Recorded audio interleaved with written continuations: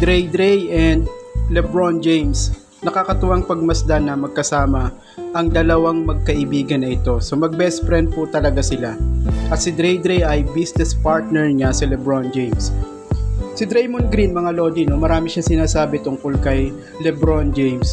At siguro hindi naman kaila sa lahat na ang NBA GOAT ni Draymond Green ay ang kanyang best friend o matalik na kaibigan na si LeBron James.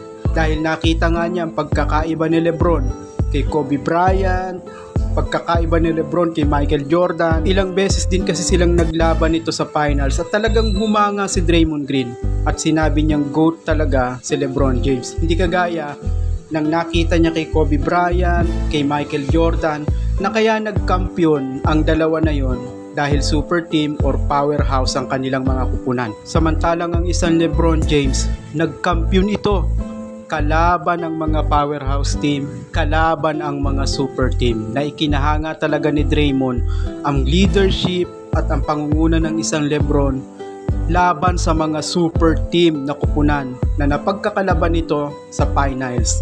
Hindi kagaya ng kay Kobe, kay Jordan na kaya lang nagkampiyon dahil malakas ang kupunan. So kung titignan mo mga lodi, kung bigat at bigat ng kampyonato pag-uusapan, yung 6 na championship ni Michael Jordan at 5 kay Kobe, walang kwenta yon kung ikukumpara mo sa 4 ni LeBron. Kasi yung mga kampyonato nila, dahil malakas lang yung team nila. Kaya talagang magkakampiyon sila. Samantalang si LeBron, ang nilabanan nito, malalakas na kupunan, mga powerhouse team. So pakinggan natin si Draymond Green bakit GOAT niya si LeBron. When you look at the teams LeBron has carried to championship or carried to the finals, MJ didn't beat the greatest team ever assembled, nor did he run up against the greatest team ever assembled every year.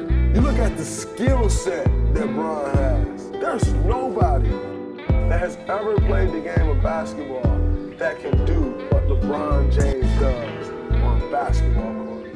Nobody.